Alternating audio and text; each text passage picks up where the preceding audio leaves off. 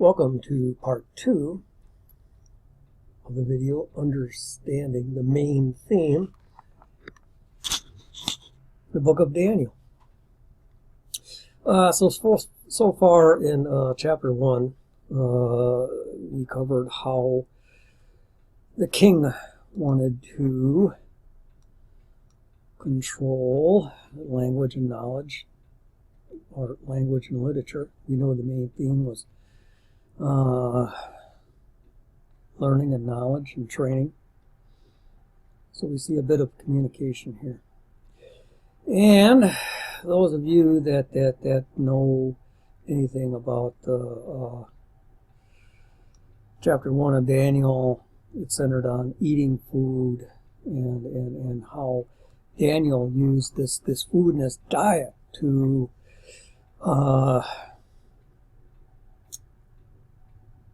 teach a lesson, and that also got him in front of the king. Basically, this is an important lesson in Bible study, and what you want to do is you want to understand the physical aspects of a story before you can see or hope to understand the spiritual aspects of the story. Then if you want to look up, I'm not going to look up the what do they call it? The physical aspects of food, or spiritual aspects of food. If you want to look up the spiritual aspects of food and find out what these are actually symbolizing in this story, you're more than happy to look up a couple verses. Feel free to post them. Leave some comments on there, or else you can make a video. But what we want to do is get on to chapter 2 that we've already seen. How went through the introduction already, and then we know that it's dealing with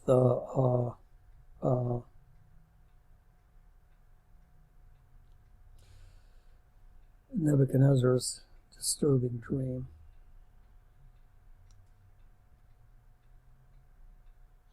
And Daniel went to the king. He asked for more time, and he went and prayed with his friends. And we still have to take a look at the let's take a look at verse 27 here. Daniel replied, "There are no wise men, enchanters, magicians, or fortune tellers who can reveal the king's secret." Basically, I should have this highlighted. Reveal and reveals. But there is a God in heaven who reveals secrets, and who has shown King Nebuchadnezzar what will happen in the future. Now I can tell you that your dream and visions you saw as you lay in your bed.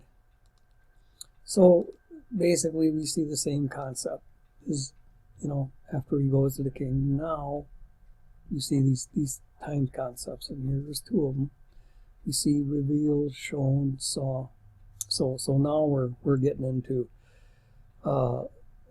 things that have to do with vision. While your majesty was sleeping, you dreamed about coming events. He who reveals secrets has shown you what is about to happen. I should have done a better job of highlighting these things, but I can get it done. And it is not because I was wiser than anyone else that I know the secret of your dream, but because God wants you to understand what was in your heart. See, God wants Nebuchadnezzar to understand. And Daniel's making that abundantly clear. He's not taking any credit for it. In your vision, your majesty, you saw standing before you a huge shining statue of a man. It was a frightening sight. And we see, look at how many words have to do with seeing. And this has to do a lot with what how God communicates with us. He wants us to understand. He wanted King Nebuchadnezzar to understand. And when we stop and highlight these words or slow down, it slows us down, so it's the Spirit. Now that we understand communication has a great deal to do with this chapter, it basically takes up about a third, maybe half of the chapter is on communication. Now we see what this gold, silver, bronze, iron, all these materials and stuff, how do they relate back to this communication? And I don't want to get too much into interpreting Daniel. You can interpret it. Once you understand the main theme running through Daniel, you'll understand how to interpret it. We'll go on to chapter 3. King Nebuchadnezzar made a gold statue 90 feet tall and 9 feet wide and set it up on the plain in Dura in the province of Babylon. Then he sent his messages to all the high officials, governors, advisors, treasurers, judges, magistrates. You notice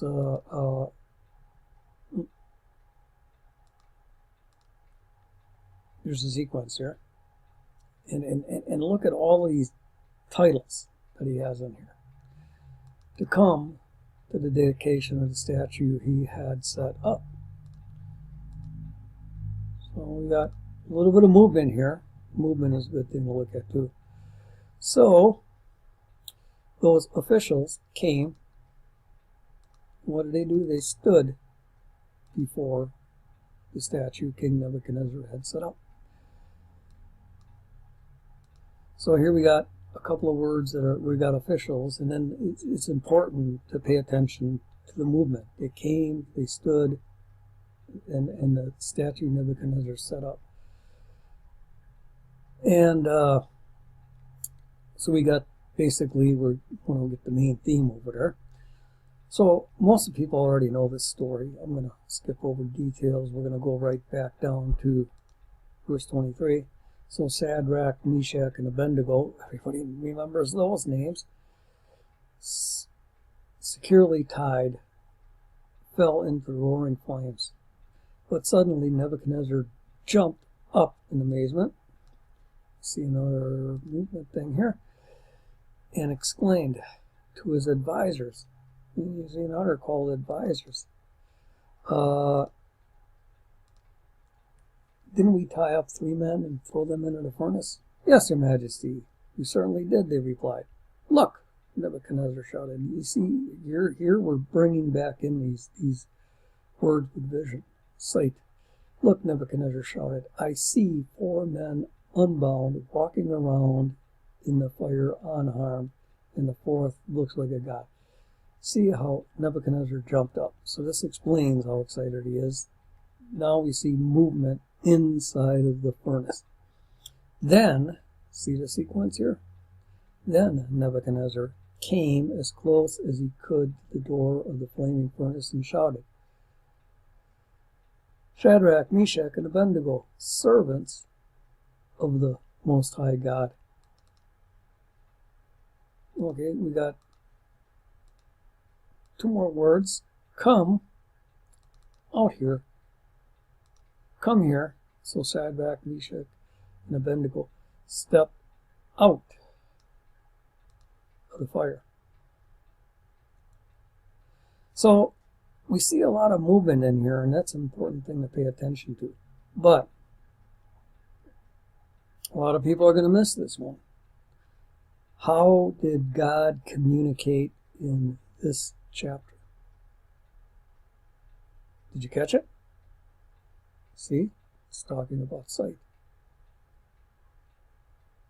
And a 4th looks like a god. A lot of people teach that was actually Jesus walking around the fire with him. Some teach an angel, some teach. But isn't this a form of communication?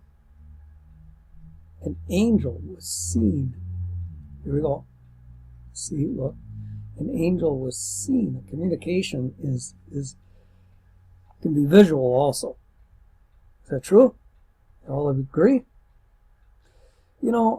Basically, this is one method. It's called we're studying Daniel within context, and I know a lot of people don't like that word context. They don't like studying in context. But hey, if you want to leave a comment, if you can prove there's a better way to study the Bible than using context, you're more than welcome to, add your comments. I tell you, if you're willing to prove there's a better way, I'll throw this method away and use yours. But to me, after 30 years of studying and realistically studying what some of the world authorities on Bible study, I gotta believe this is it. And I can go through these things and show you in one chapter. I can show you more information than what most people would learn in a lifetime. So let's go on to chapter 4, and we'll just read the introduction so we know what it's talking about. King Nebuchadnezzar sent this message to the people of every race. We see, another one of these movement words. Every race and nation and language throughout the world. It shows the movement, a relationship, peace, and prosperity to all.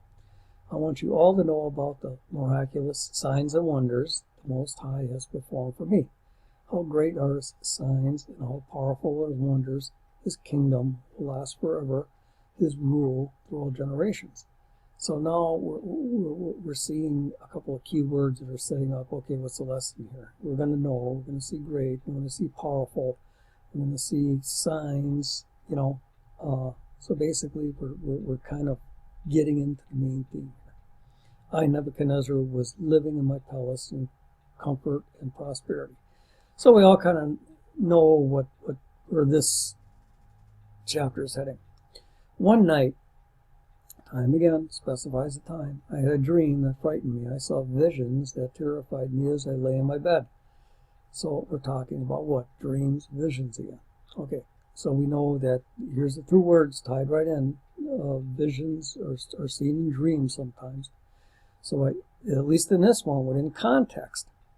So I issued an order calling in all the wise men of Babylon so they could tell me what my dream meant. Well, here we go again. Seems like a repeat from the previous chapter we looked at. When all the magicians, astrologers, and fortune tellers came in, I told them the dream, and they could not tell me what it meant. See, there's basically these words are telling us there's a conversation going on. At last, see the time when, at last, at night, see there's progression.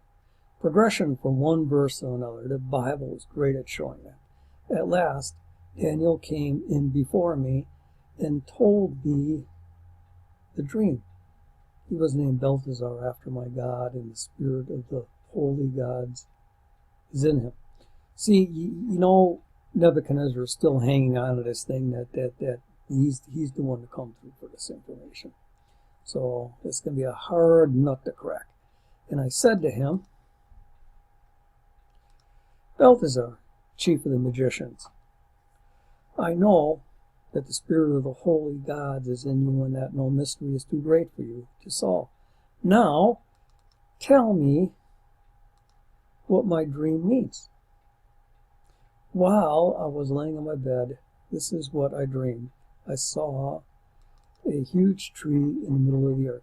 And now we're moving back to the progression and back into sight. While, notice how it says in here, while I was on my bed at night, and it goes when, at last. So you see a progression. Now he's going back. This time thing is telling us how he's going to go back. So basically, we're getting into this dream. God communicates through dreams, gives visions and dreams. And in the third part, we'll take a look at how that dream turned out for Nebuchadnezzar and what he learned from this lesson. And then that'll help us to kind of get to find out what we're supposed to learn on this.